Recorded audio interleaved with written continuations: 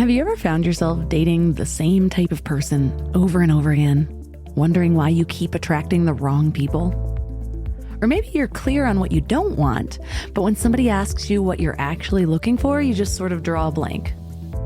I used to think that getting specific about what I wanted in a partner would somehow shrink my dating pool, like I was being too picky or limiting my options.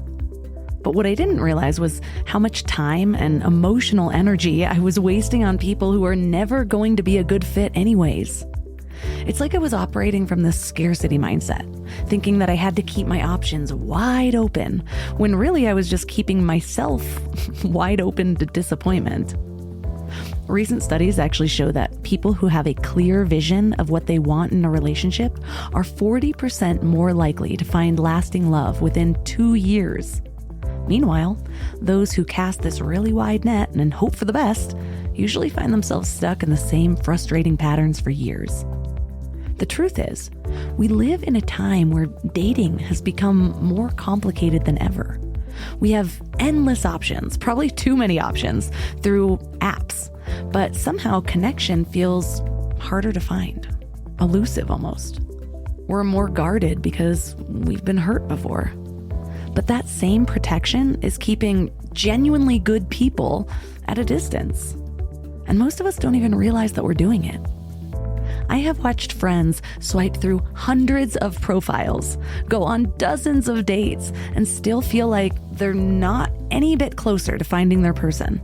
They'll tell me about the guy who seemed perfect until he wasn't sexually aggressive enough, or the woman who looked good on paper but didn't really have any curiosity about what he was into. And I used to think that these were just bad luck or incompatibility issues. But what if I told you that the people who find lasting love aren't just lucky? What if they're doing something fundamentally different in how they approach dating? What if the secret isn't about changing who you are, but about getting crystal clear on who you are and what you actually want, not just what you think you should want? The person I'm talking to today has spent over 2 decades studying this exact thing. She helps people understand not just how to attract the right person, but how to become the kind of person who naturally draws in healthy, lasting love. And here's what might surprise you. Most of the dating advice out there is missing a really critical piece. It's not just about finding someone who checks your boxes. It's about actually understanding your own boxes, your own patterns, healing the wounds that keep you stuck, and learning to communicate in a way that creates genuine connection instead of pushing people away. Today, our guest is Marni Kinrys, creator of the Wing Girl Method and a dating expert who's been helping people find love for over 21 years. She has a unique perspective on what actually works in modern dating versus what we think should work. So in this episode, you will learn how to get clear on what you actually want in a partner, beyond surface level preferences, and why this clarity is the key to attracting the right person. The difference between people who date successfully versus those who just date often, and the mindset shifts that make all the difference. And why most of us are unconsciously repelling the very people we want to attract, and the simple changes that can transform how others see you. This show is sponsored by BetterHelp. You guys, workplace stress is killing us. 61% of people are dealing with stress levels that are way beyond normal. So if you're feeling it, you are not alone. I used to think I could just push through everything, work harder, sleep less, pretend I had it all figured out. But that approach nearly broke me. I am all about following your joy. If that voice in your head is telling you to make a change, listen to it. Maybe you are ready to quit your job. Maybe you do need to flip your whole life upside down. But either way, you need support and tools to navigate it well. And that's where therapy comes in. Modern therapy teaches you how to set boundaries without feeling guilty, how to manage anxiety before it spirals, how to make big moves from a place of strength instead of desperation. And BetterHelp has over 30,000 therapists and has helped 5 million people worldwide. And you can talk to someone from your couch. No waiting rooms, no awkward scheduling. Therapy gives you the clarity on whether that voice telling you to make a change is your intuition or just the Sunday scaries. But either way, you deserve support. As the largest online therapy provider in the world, BetterHelp can provide access to mental health professionals with a diverse variety of expertise. Unwind from work with BetterHelp. Our listeners get 10% off their first month at betterhelp.com/mindlove. That's BetterHelp, HELP.com/mindlove. I was just talking to a friend who's been trying to hire someone for 3 months. 3 months. She's been posting on random job boards, scrolling through resumes that make no sense, getting ghosted by candidates. It's a mess. When it comes to hiring, Indeed is all you need. Stop struggling to get your job post seen on other job sites. Indeed's sponsored jobs help you stand out and hire fast. With sponsored jobs, your post jumps to the very top of the page for your relevant candidates so that you can reach the people that you want faster. And it makes a huge difference. According to Indeed data, sponsored jobs posted directly on Indeed have 45% more applications than non-sponsored jobs. One of the things I love about Indeed is that it just makes hiring so fast because you're not wasting time on platforms where nobody's actually looking. Your job gets in front of real candidates who are actively searching. Plus, with Indeed sponsored jobs, there's no monthly subscriptions, no long-term contracts, and you only pay for results. How fast is Indeed? Well, in the minute I've been talking to you, 23 hires were made on Indeed, according to Indeed data worldwide. There's no need to wait any longer. Speed up your hiring right now with Indeed. And listeners of this show will get a $75 sponsored job credit to get your jobs more visibility at Indeed.com/mindlove. Just go to Indeed.com/mindlove right now and support the show by saying you heard about Indeed on this podcast. Indeed.com/mindlove. Terms and conditions apply. Hiring? Indeed is all you need. Some of them fight against it. Some of them get really uncomfortable because they're not ready for it yet. But most of them, when they come to me, they're ready. They're like, this has not worked for the past 20 years. What do I do now? Or this didn't work with my ex-wife. What do I do now?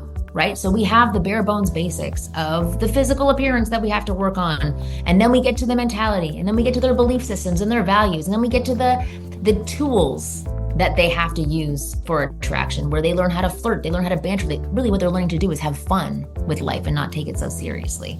So, it's very nice to be able to just say bluntly to a man, would you sleep with you right now? And they have to really look at themselves and say, yeah, you know what, I probably wouldn't. Okay, so now there's work to be done. We're not gonna change who you are. We're just gonna zhuzh up what we've got in front of us. And that's gonna take effort from you. Turn up your frequency with Mind Love. Bite-sized brain hacks for seekers, dreamers, and doers. It's time to give your mind a little love with your host, Melissa Monti. How did you begin?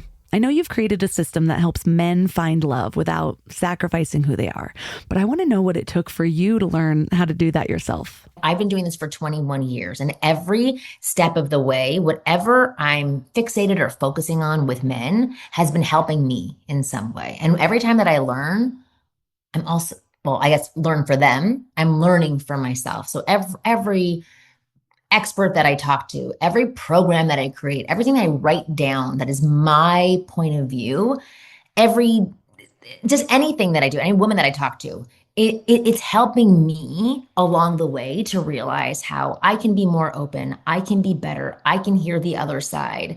I'm trying to think what else it's done for me, but like really, it's if I could talk to my 18-year-old self, I would just be a completely different person. Like the way that I view the world now is just totally, totally different in that there's a gray zone. Back then, there was not a gray zone. It was all black and white.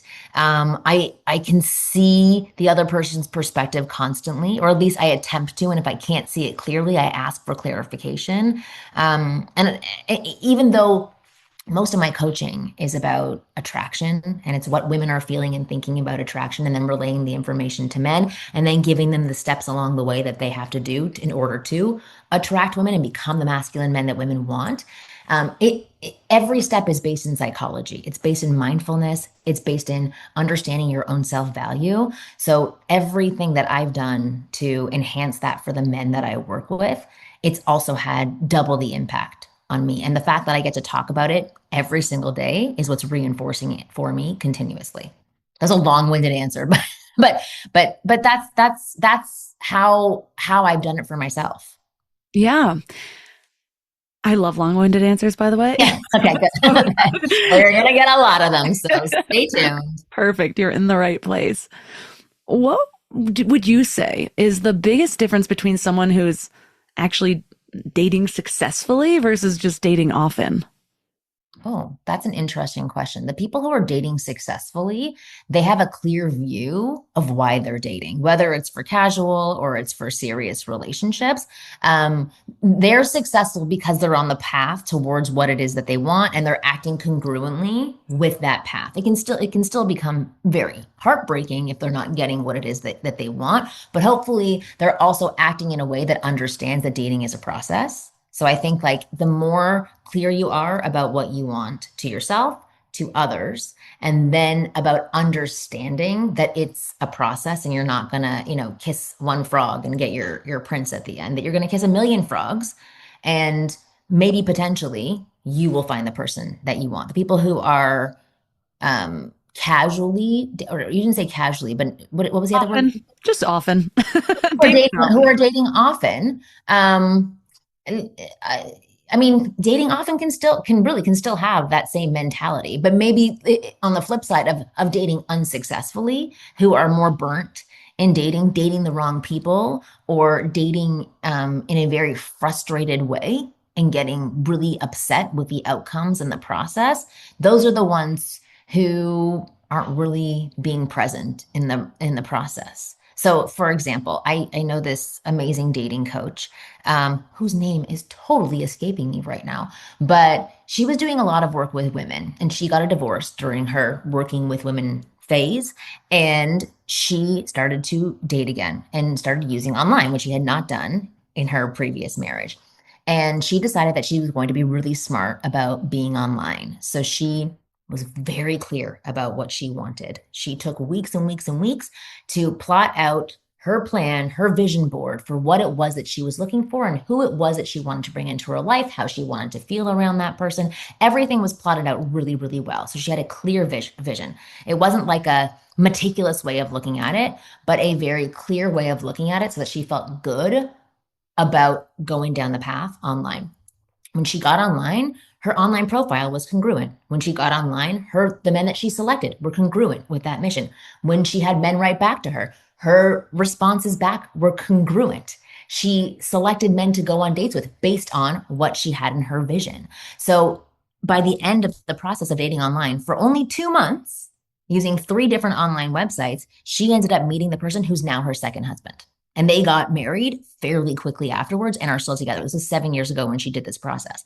So, like, when you are more clear about what you want and you feel good about that, the things that you bring into your life, the people that you bring into your life, the relationships that you bring into your life are going to fall in line with things that make you happy. So you will be more successful versus the other side that's less successful.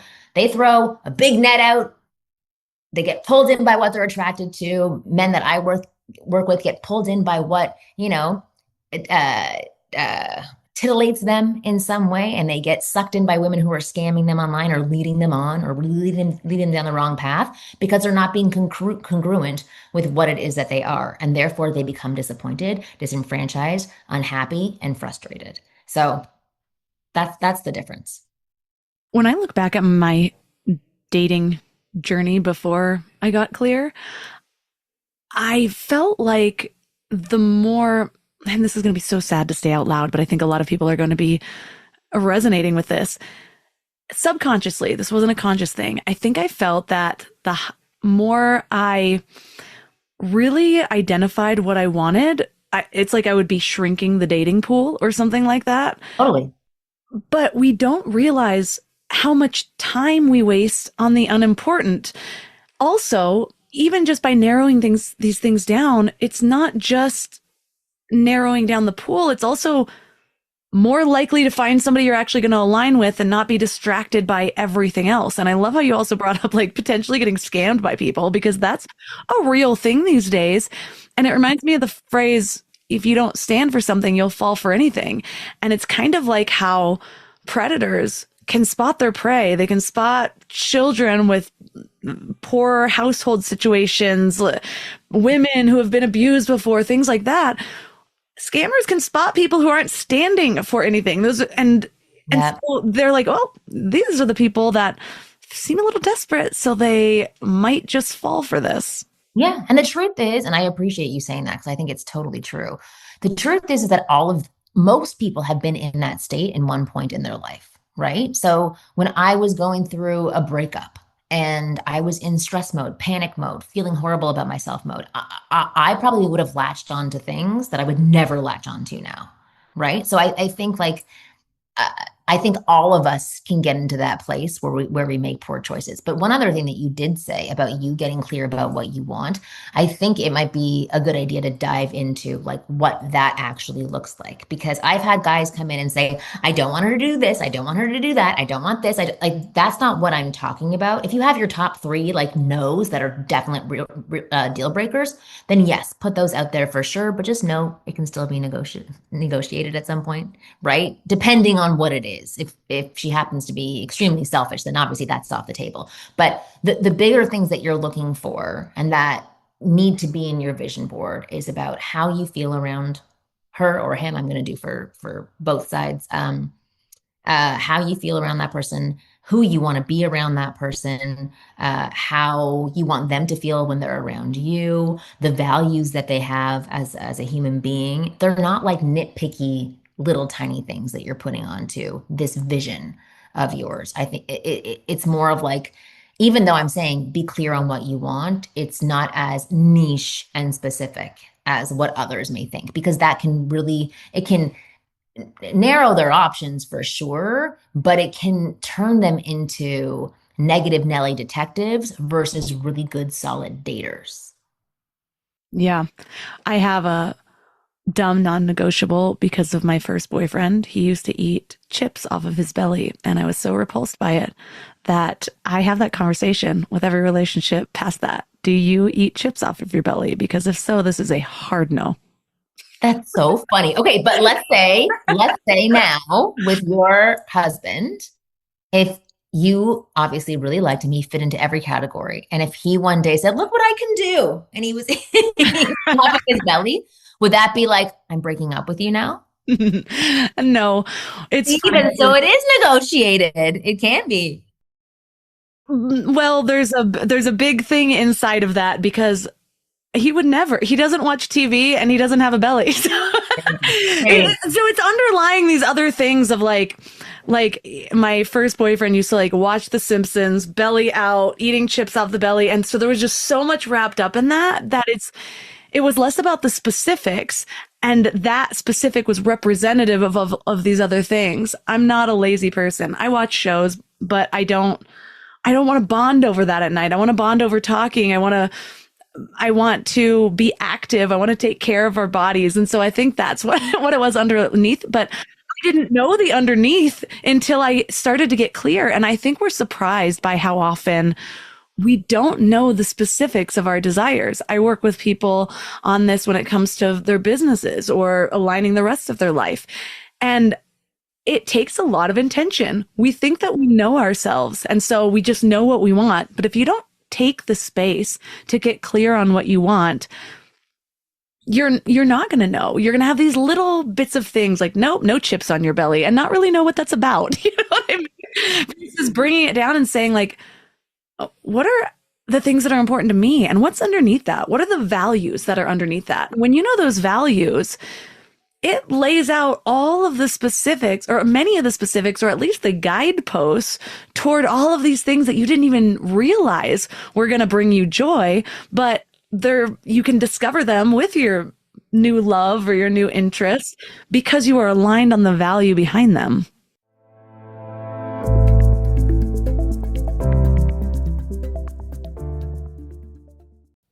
Let me ask you something. How much time did you spend last week thinking about what to eat?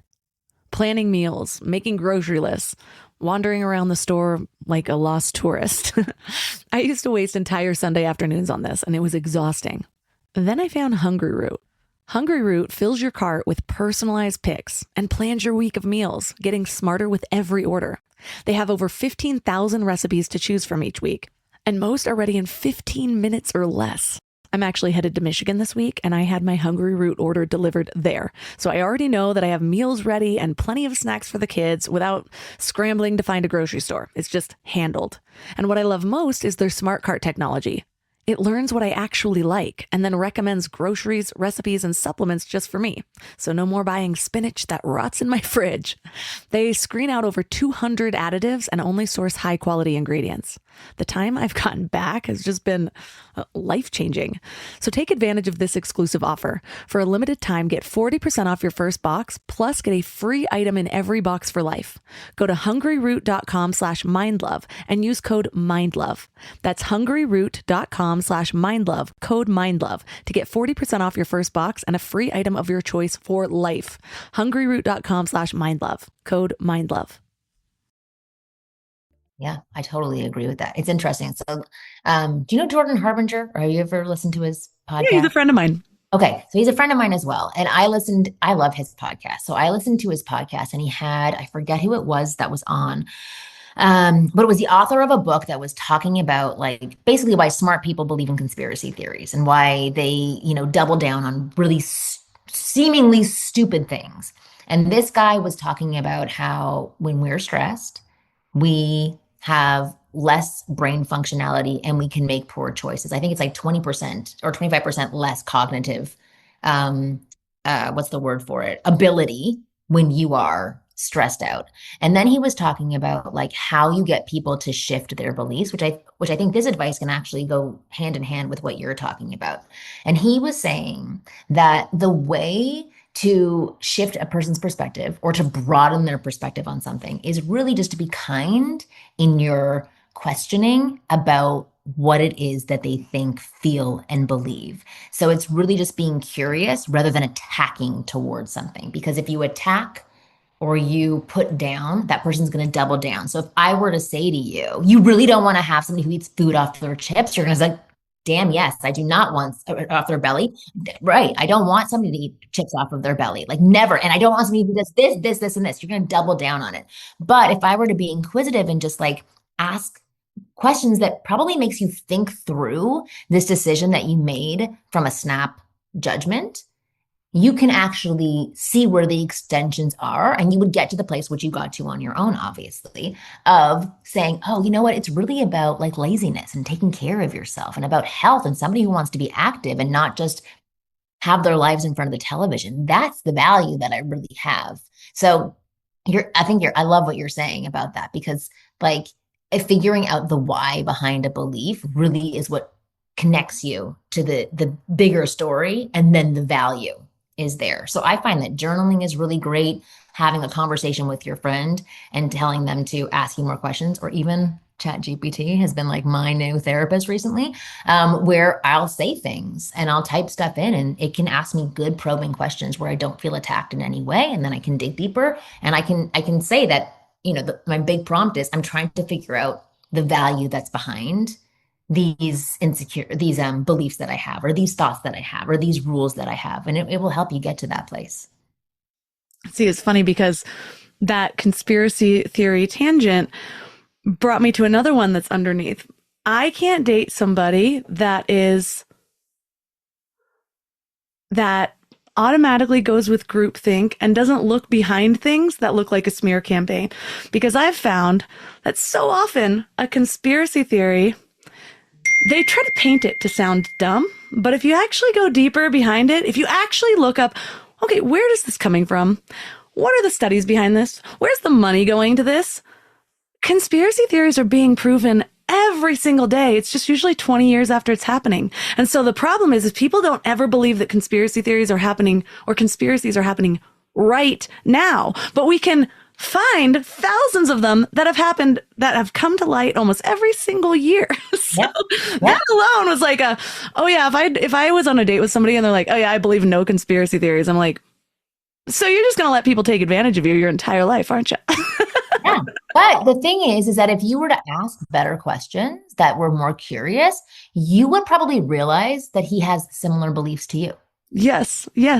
So like at face value, you could write him off saying like, you're an idiot. You like don't believe in conspiracy theories. But if you actually ask like maybe more probing questions, that saying something like, that's so interesting. You Do know what you I always trust the pharmaceutical industry? right. There's this one video that's going, that's a comedian, and he's like, when people say they don't believe in conspiracy theories, it's like, you don't believe in any conspiracy theories. You think the government's just out there batting 1,000 or something? And I'm like, I could date. Exactly. But the interesting thing is that, like, if you had 5 guys who said that to you on a date, I bet you 3 out of 5 of them actually are more in line with what you think versus that blanket statement at first. And I am not saying that you have to give every single person a chance. That can be like your one red flag, right? But if you have 10 red flags on the date where you're like, he wasn't nice to the waiter, he did this, he showed up late, he likes watching television all the time, that's his only hobby, and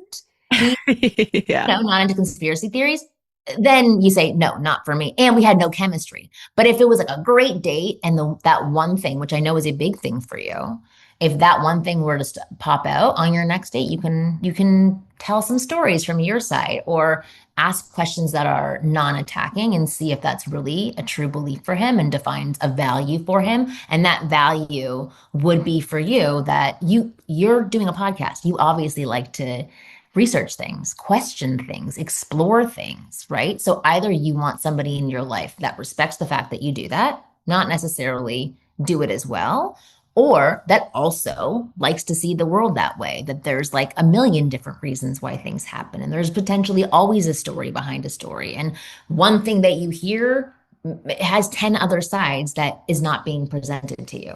So it's just, again, figuring out what your value is behind that and then asking the right questions to see if they're in line with that value for you.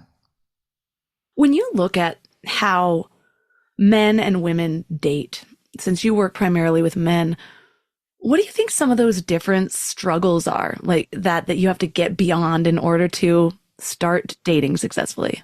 They're exactly the same. Really?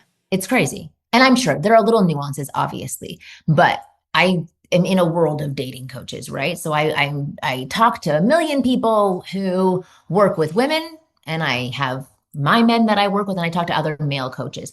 Every single thing that my male clients say is in line with what their female clients say to them.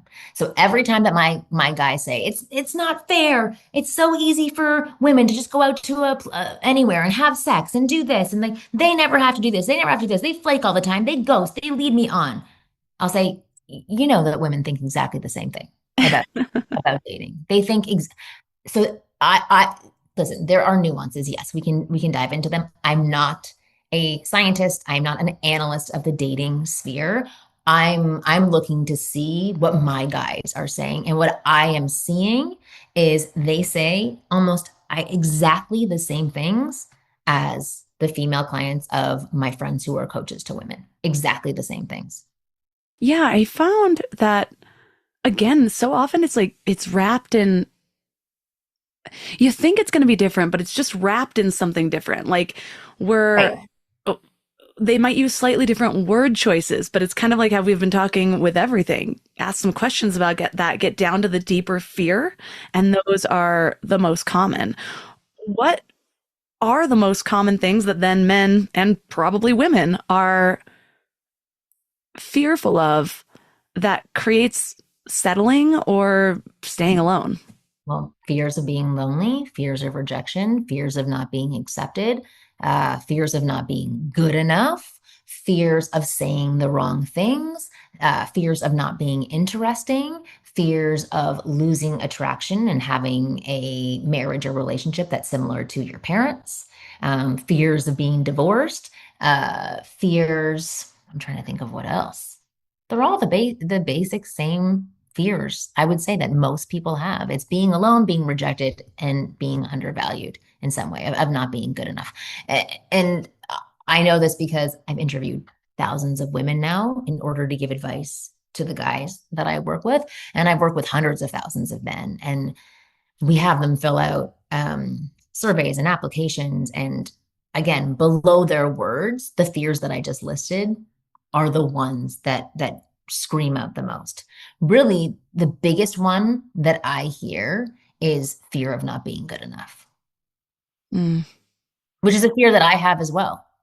It's why That's at everyone my has core. imposter syndrome, whether in business or in a relationship. Yeah. It's interesting because I I have to say, the older I get, the more grateful I am for my relationship.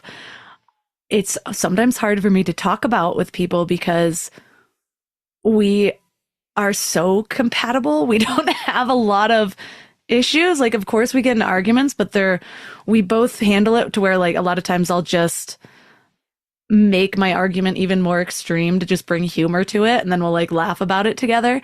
We just did this retreat for our 10-year anniversary and we got a Mayan couples reading and they were sitting there like, we never see this type of compatibility. Even the colors are exactly matching. We're like, really? We know, but how is it that this is it's showing you as well? And then I downloaded the pattern app and they've got this like relationship feature. And I just did my best friend and it says like, your relationship is chill. And then I put in my husband and it's like exceptional. It's glowing red. And I was like, we knew it, right? And that makes me You think. did that. You did that. You even said that at the beginning of us talking. You actively made that choice. Yes, yes. And my advice to so many of my friends who are still in the dating pool is I feel like you'll know, right? Like you have to know there was something so wildly different when I met this relationship. And I also have multiple married friends where there's a couple of them where I'm like, them, of course they're going to make it. They even look the same somehow. They're wildly compatible. And so my advice has always been to have people hold out for that.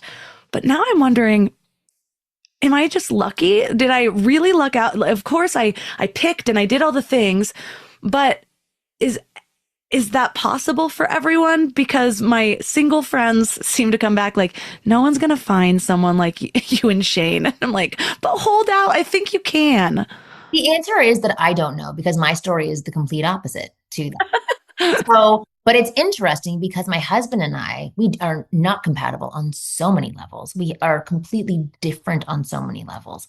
But at the same time, we're also both very stubborn. We both like challenges. And we both like to argue to understand our points of view, which we've only learned that about ourselves recently because that type of behavior was horrible in the beginning. I was 23 when I met him. He was 10 years older than me. I hadn't grown into who I was going to be. And same with him. He hadn't grown into who he was going to be, or I guess he was 34. He was already who he was. But we had a very difficult time connecting, but we both knew we felt comfortable with each other. We felt good about each other. We were attracted to one another and we liked each other more than we liked other people. So that was like a telltale sign for both of us, even though we combated so much. And I will say we've been together for 21 years and we've only in the past 4 years gotten much better at communicating so that we can realize we're actually more on the same page than on completely different pages. So we took, like the Gottmans.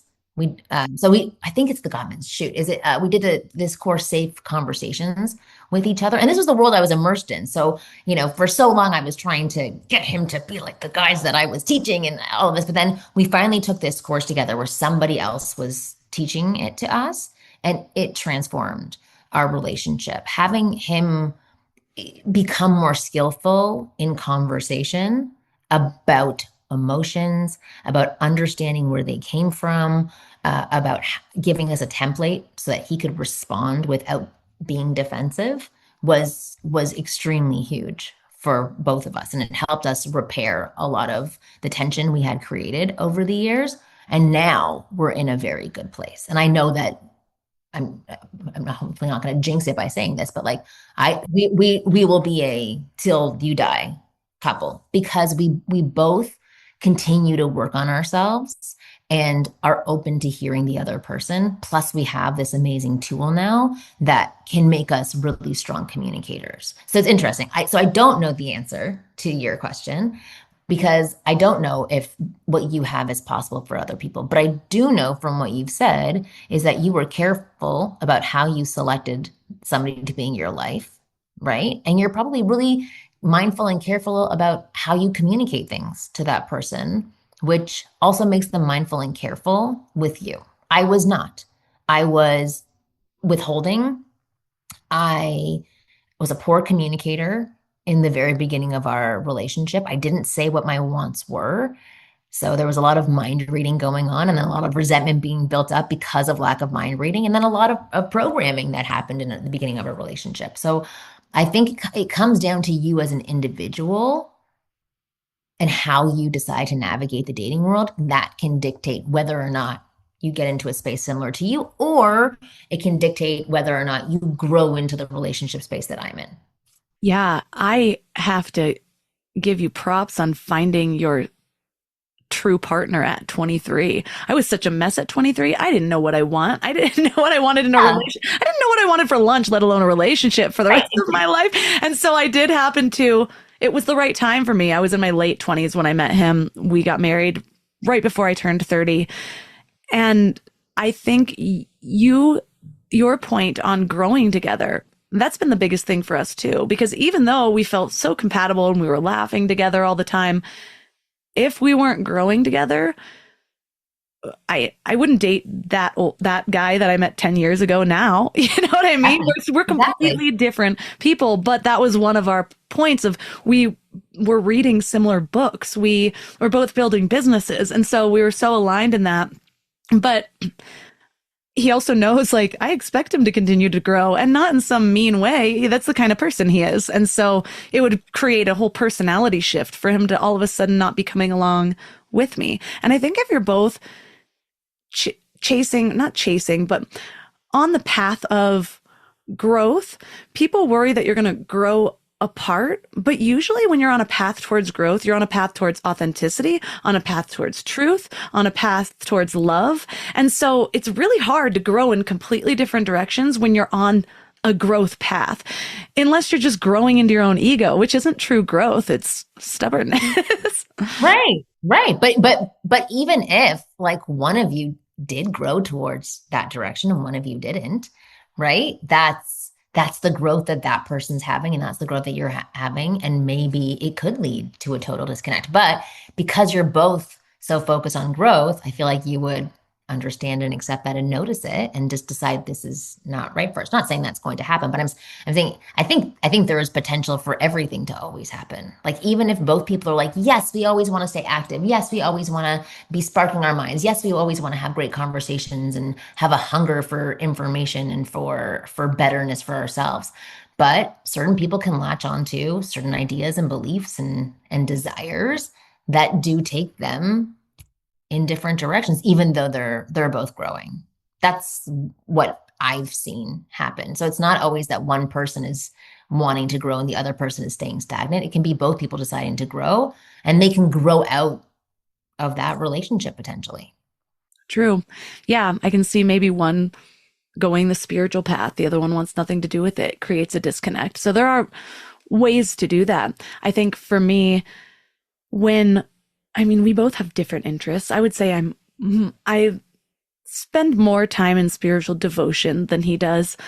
He's interested in what I have to say when I bring it to him, though. He'll ask questions. He doesn't just shut off. I think that's important when dealing with each other's differences of, just even if you're not interested, like I have to pretend to be interested in sports. I could care less about sports, but my husband will also come together with me with that. He just made a joke the other day where he gave me like some background dating drama of like one of the players, and he's like, "See, that would get you. I knew it would get you." Yes, it did. It got me. Like, I just need to give you the backstory of the characters to rope you in, and then all of a sudden, you're interested. I get it. I'm like, tell me about their love lives, not about like how many touchdowns they've gotten, and then I can participate. That's why football became so popular with Taylor Swift and Travis Kelce. They're more interested in the love story than in the football. But I totally agree with you. And I think at the end of the day, it's about respect for the other person. It's about respecting what they do and who they are, not necessarily also becoming who they are. It's about having your own space and respecting that each person has their own space and their own personality, their own way, but they can still respect it. I find people are becoming more attuned to the idea that, or at least in the circles I hang out with, that I know that's the problem, right? No, exactly. You're like, I'm in the bubble too. I'm like, wait, people actually talk differently than us? Yeah. I know, but they become, at least the knowledge is getting out there. You can find it on Instagram to get clear on what you want. But we have a blind spot often to, are you girlfriend material? Are you wife material? Are you husband material? Whoever we're talking to. How do you help people prepare? And I think this is a tricky one because everyone deserves love exactly as they are. But at the same time, Maybe. I love that you challenged that. I think we all deserve love, and we need it even more when we're completely broken. It's just you might not deserve a committed container quite yet, but we all deserve love. Usually it's from ourselves. How do you prepare to put yourself out there so that you feel confident in what you're bringing to the table? It's everything that we just talked about. It's about like figuring out who you are and striving for what it is that you want, even if it's something very minimal. I am a janitor that works at a high school. I want to make sure that I go to work every single day and I give it my all. And even if it's not my passion job that I have, I'm going to come home and I'm going to put effort into many areas of my life. I'm going to make effort with my friends, with my family. And even if I don't talk to my family right now, then I'm going to put effort into being okay with not talking to my family. Like it's really about how you carry yourself moving forward. So one of the first questions that we ask the guys that I work with is like, would you sleep with you? Would you sleep with you as you are right now? Tell me what the responses are to this. Most of them say no, I would not, because you look at some of these guys who have like 2 missing teeth. They've got like long hair. They've got horrible like hygiene. And then they're like, if I want to date a 10, would you sleep with you right now? Would you have guys they're so wonderful to work with because there's so much room for improvement. and they're okay with that. They really just want to hear, what can I do? And if you say, cut your hair, get some teeth, let's go to the gym, they're like, okay, I'll do it. Some of them fight against it. Some of them get really uncomfortable because they're not ready for it yet. But most of them, when they come to me, they're ready. They're like, this has not worked for the past 20 years. What do I do now? Or this didn't work with my ex-wife. What do I do now? Right? So we have the bare bones basics of the physical appearance that we have to work on. And then we get to the mentality, and then we get to their belief systems and their values. And then we get to the tools that they have to use for attraction, where they learn how to flirt, they learn how to banter. Really what they're learning to do is have fun with life and not take it so seriously. So, it's very nice to be able to just say bluntly to a man, would you sleep with you right now? And they have to really look at themselves and say, yeah, you know what? I probably wouldn't. Okay. So now there's work to be done. We're not going to change who you are. We're just going to zhuzh up what we've got in front of us. And that's going to take effort from you. And if you're willing to put the effort in, we're willing to put the effort in too, and we're going to make this happen. And then there's a whole path to success afterwards of really taking ownership of who you are and being proud of who you are and sharing that with other people. So when you ask the question, or even make the statement, everybody deserves love, it's weird. Recently, I've had a reaction to that word deserve because I don't actually believe it. I don't think people deserve to have love. I think that people should and can want to have love in their lives. And if they're open to it, they will get more than enough of it. That's what I think. I don't think anybody deserves to be loved. I know that's a harsh thing because then I'm like, oh, but don't children just deserve to be loved because they're innocent? It's the word itself, and passing that word on to other people. I feel like, I don't know. It's like it's doing them a disservice, because then they're like, yeah, I deserve to be loved. I can be really bitchy to men, or I can be really horrible to women, and I can do this, and this, but I deserve to be loved. I don't think you deserve to be loved at that point.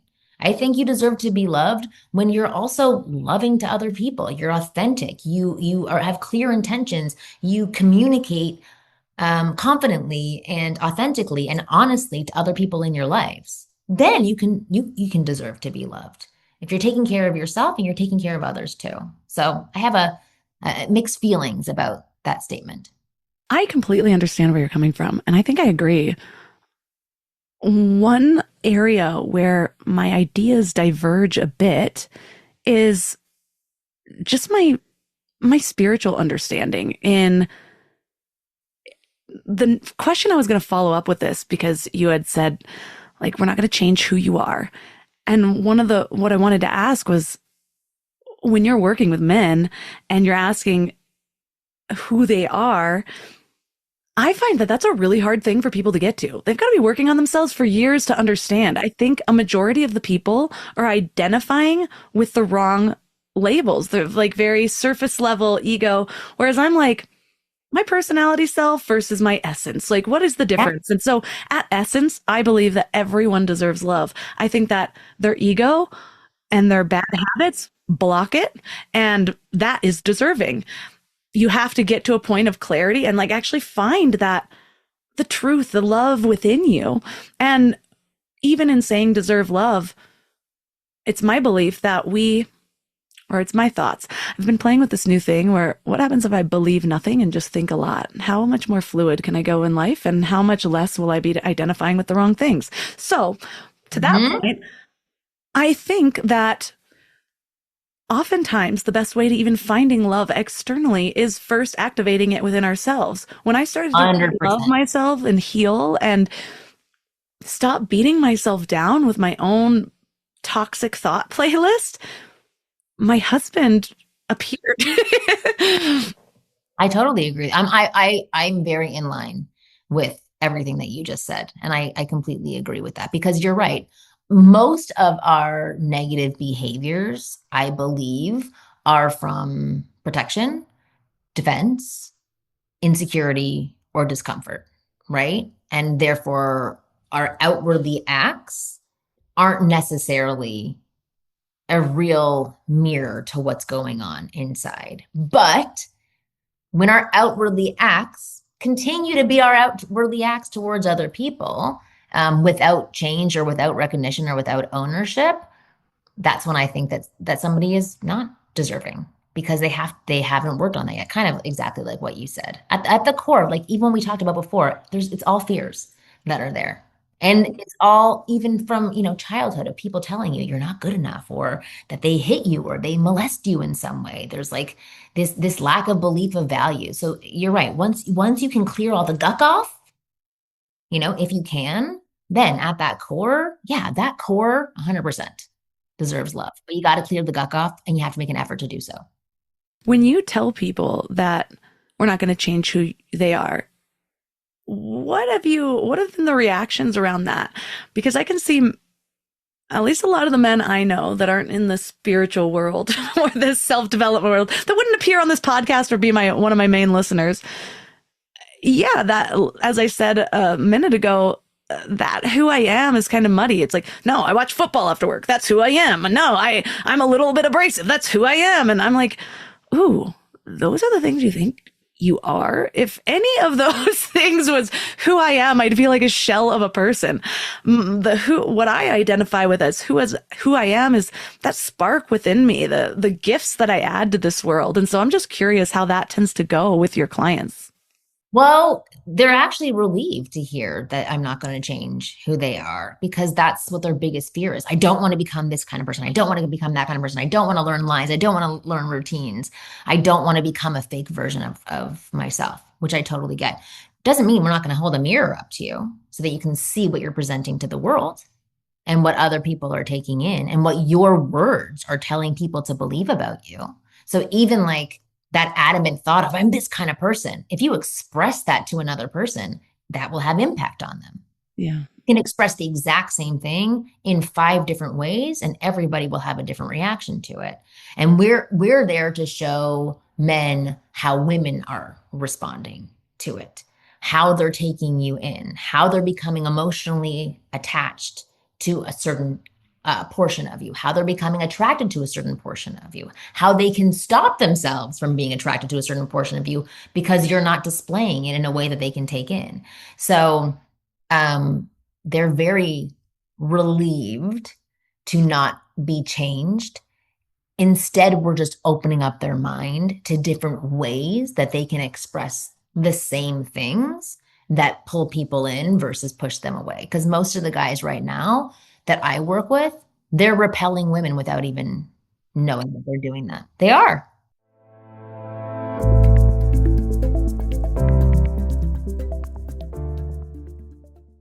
So many men are doing that these days. But so many women are doing that too. Yeah. So many women are and it is because we have these barriers. We've been hurt so many times before. We don't want to get screwed over. We don't want to be taken advantage of. We don't want to be seen as a woman who just sleeps with everybody. We don't want to be seen as a man who just, buys women's affections. There's like so many labels that we don't want to be seen as, that we become completely protective of ourselves.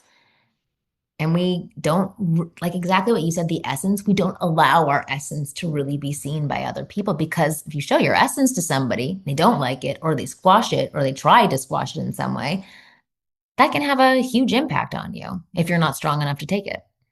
Yeah. And I think so much of this is happening subconsciously. They're not Oh, saying, 100%. oh, I'm not going to show my essence because it's too vulnerable. It's like you're doing these things. You're like, why am I even doing this? And you have to like journal to get it down. Oh, this happened in childhood. Oh, this has been protecting me since I was 8. No, but you're totally right about that. Like, no, none of us do these things on purpose, and it's all subconscious. Like, even when I talk to men and I'll say something like, oh, a woman's testing you, I always put air quotes, because I don't think a test is really a test at all. It's just a way that many men, they resonate with that word, but it doesn't actually make sense for what women are doing, right? Yes. I'll always say, it's not like a woman writes down on a list and says, how can I test Brad today to see if he loves? Like, there's no manipulation coming on. It's just completely subconscious. And it's a way for her to see, like, who is this guy that's trying to pick me up? Who's this guy that I'm dating? Are we going to like the same things? Does he like doing these things for me? When probably it is better to be more authentic, probably how you were with your husband, and say, I really like it when men take me out on walks. I'm not putting words into your mouth, but I'm just saying an example, right? But instead, you're like, women will subtly say those things and see if he picks up on it. And then if he doesn't do it, then they kind of get mad, right? So I'm sorry, I'm going on a tangent again, but my point is that most of it is not meant to be hurtful or manipulative, and it's not premeditated. All of it happens subconsciously, and it's just human behavior that is done because of protecting. Yeah. And when I look back and say, if I was just cataloging this out, it looks like a game I was playing. It looks like I was playing hard to get or whatever it is. And even with my husband in the beginning, I was standoffish because I liked him so much. I wanted to be friends. I wanted him in my life. And I was like, if we start dating, this is going to end. All the other ones have ended. And so we were both sort of not going there straight away. Mind you, he lived in Big Bear. I lived in LA. I was staying the night quite often. We were sleeping in the same bed, but we weren't touching. And then we just couldn't deny it anymore. And he took me to the top of a mountaintop and had our first kiss. But we were both kind of playing that hard to get game, not playing hard to get at all, though. It looked like that. Instead, we were both prioritizing the friendship. We met through a friend. We didn't want to muddy that. But I think through that, we got to know each other differently because we didn't sleep together right away. And he was leaning in to like still be friends. And I would like the way he was handling everything was attractive to me. And so even with other ones that were more gamey, where I'm like, oh, no, pushing him away, it's because I wasn't interested yet. And then maybe the way he meant that was like, oh, I really like the way he handled that. Now I'm more interested. That's what's always going on my end. I'm not like, I don't even have the self-control to be like, nope. Me too. He needs to respond. I'm responding immediately. I'm responding right away, 100%. I'm doing it right now. I'm exactly the same as you. I don't have like the willpower to do all of that stuff. Yeah. I love that story that you just told, because I think that's so real. But the negative part of that is that if it doesn't work out, the other side, to protect themselves afterwards, only see it as leading me on, right? They only see those negatives. It's really hard to see that other side, that it was genuine, it was insecurity, it was from all of these protective mechanisms. It's really hard to see that that's where the other person is coming from when you feel hurt, or you feel let down, or you feel like you've been misguided or misled. I have sent text messages to my previous partners that weren't evil. One of them was, there's this guy, and he was a good relationship overall. We weren't compatible, but he was right after my most toxic relationship, the one who I went to jail for a crime he was secretly committing, like a bad one. And I was just so screwed over by that guy before that I did not understand peace in a relationship. And so I realized after I was out of it that I was picking fights. And it was kind of like we're talking about of testing him without knowing I was testing him. It's like I needed a surge of love right then. So I was going to pick something and he better respond well. And he never did. I mean, he responded how probably a sane person would respond. A normal person would do that. Why are we arguing over these things or whatever it was? And it was all very subtle, but like 6 years later, I ended up sending him a message and I was just like, has been on my heart lately, but I just want to say, like, I know we weren't compatible, but I really appreciated our relationship and it got me out of what I was going through before. It showed me some things. I did a lot of reflecting and I see how I did this, and this. And so I just wanted to send you love and blessings into your future. And it is so healing to be able to do that because I think a part of us always wonders, like there was a period of time where I was sitting there looking back at my behavior and I was almost embarrassed. There was a little bit of shame once I could see it. And instead of taking that with me, like, yeah, I could sit there and just heal it myself, which is also a route to go. But spread the love. It was healing for me to be able to send that off. And then it's like, it doesn't matter how he sees me now. And he ended up sending back something nice. And now we're just friends on socials. That's amazing. My friends, okay, so I live in LA, but my friends in Toronto probably think I'm like the craziest person now, right?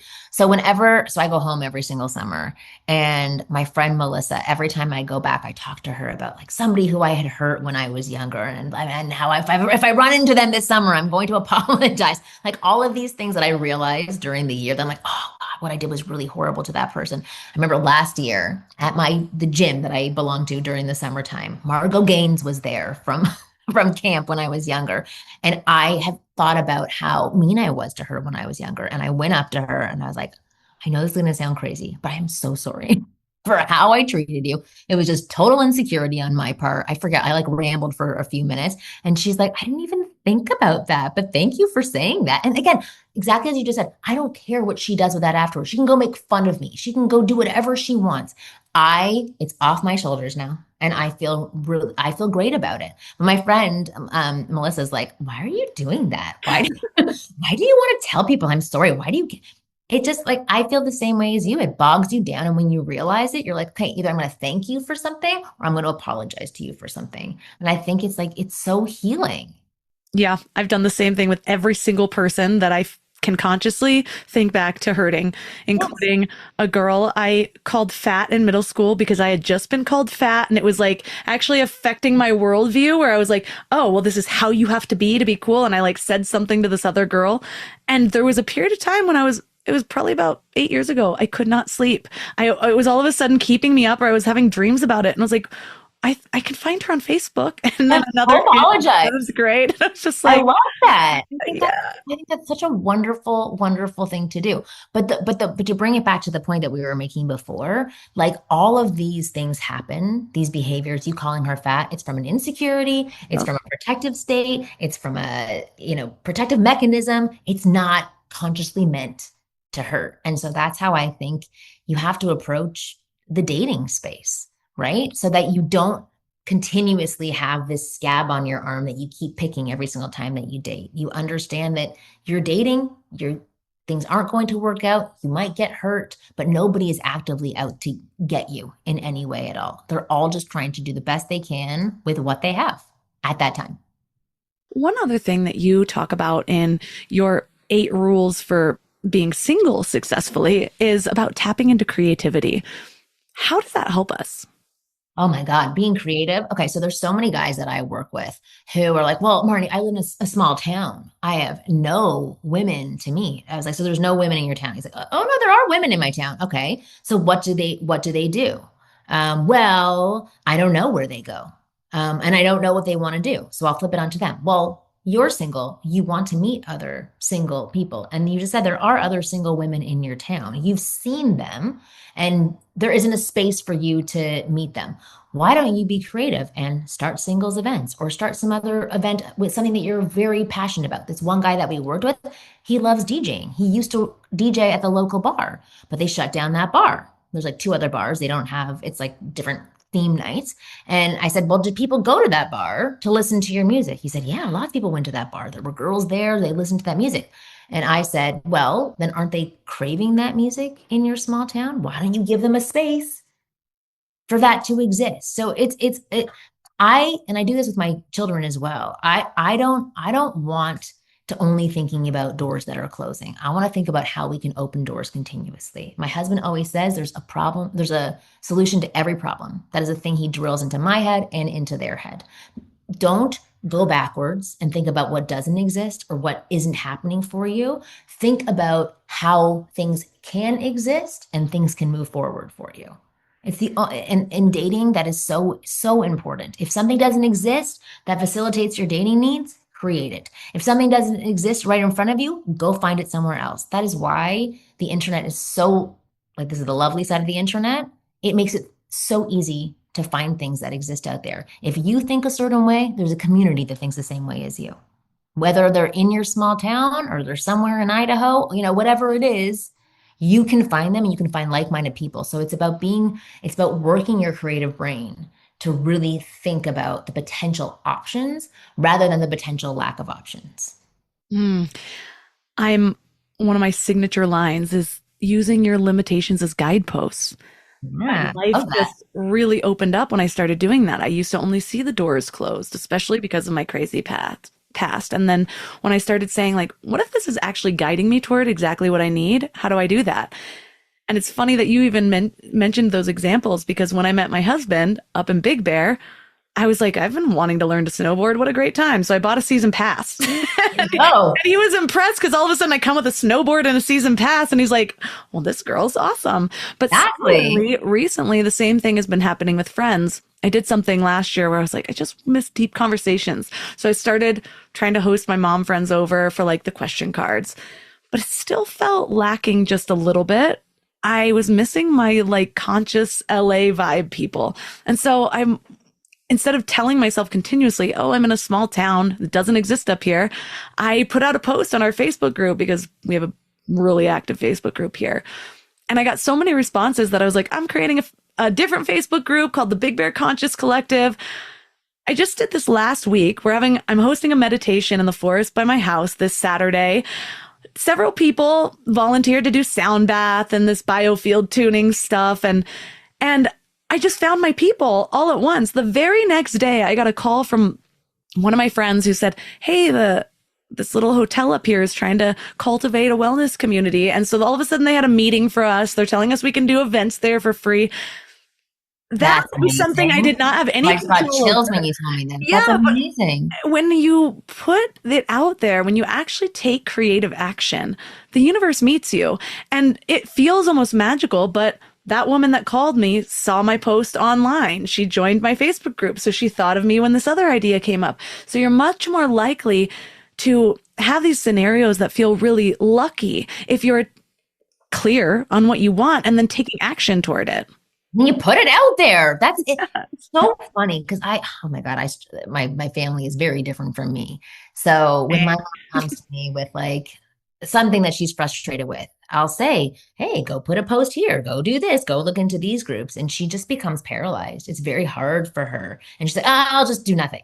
She's like, she would rather swim in the negative than put herself out there. And that happens to a lot of people, which I understand. But I really, through this whole journey of working with these amazing men that I get to work with, I have learned about how important it is to hold your head up so that you can see the options in front of you at all times, and then ask for what you want. Because the only way to get what you want is by asking for it and putting it out there. And that's exactly what you did, and it's amazing. But you're right, it does feel lucky, right? But it's not. It's just so many other people don't do that. That it seems like you're special because these things are coming your way, but because you're one of the only ones who are putting it out there to do it, you energize other people to latch onto you and to be attracted to you, to make movement happen. And so, like, one of the main things that I talk about on my website and my videos, I always tell, like, this will make everybody around you attracted to you. And I think so many people, when they hear that statement, they think, oh, it means they want to have sex with me or get naked with me. But really what I'm trying to say is that if you do these things, which is open yourself up to the world, they'll slip it in. Look a little bit. Suddenly, eliminate some of these past beliefs that you have. Like these are the things that are going to get people to notice you and to see you. That's what I mean by attractive to you. They see you as an option, and then all these other tools come into play to decide whether or not you guys have chemistry. So if you were going to leave listeners with one thing to either do or think about this week to kind of bring this into their life, what would it be? Well, actually, it's what I just said. The only way to get what you want is by asking for it. So whether you're a man, whether you're a woman, start opening your mouth and asking for the things that you want. If you want to start dating right now, but you have no idea where to start, you say that to every person that you talk to. I'm really wanting to start dating right now, but I don't know where to start looking. Can you tell me 3 places to meet people? Can you tell me 3 people in your life right now that are single, right? For practice, whether or not they're your soulmate or whatever. It's really just asking for what it is that you want and spreading that information around so that things can come back to you. Because you just said how successful you were when you opened your mouth. So people can do exactly the same things and they can feel like the lucky ones on the back end. Well, for listeners who want to work with you or find out more about your offerings, where's the best place to connect? They can go to winggirlmethod.com. That's 2 G's, winggirlmethod.com. I do mainly work with men, but I have created a couple of programs for women. One that is called That's Not How Men Work, which has taken all of the information that I've learned from men and given that guidance to women to just get them to have a more clear head to understand men. But mainly it's go to winggirlmethod.com. All the links from this episode will be at mindlove.com/404. Your challenge for this week is to open your mouth and ask for what you want, which means that you also need to know what you want. So whether you're single and ready to start dating or you're in a relationship but you want to deepen it, stop waiting for things to magically happen and start speaking up. Tell 3 people in your life that you are actively looking to meet someone, or ask your partner for something specific that you've been wanting in your relationship. The only way to get what you want is by asking for it, and you'll be amazed at how the universe responds when you're really clear about your desires. So give it a try and let me know how it goes. You can reach out to me at mindlovemelissa. And speaking of asking for what you want, I'm expanding Story Love right now, and some really big things are being launched and added to it. So if you want the very last chance to get in on the beta price that this current group got in on, reach out to me on Instagram at mindlovemelissa and tell me that you want to learn how to share your story. This is your opportunity to transform not just how you tell your story, but how you live it.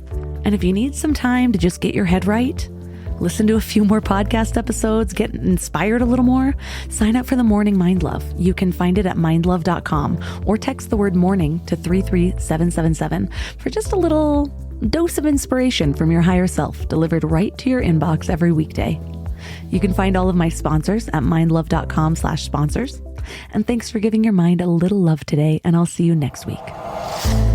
Thanks for tuning into Your Higher Frequency with Mind Love. Head to mindlove.com for a free gift to keep your vibes up until next week.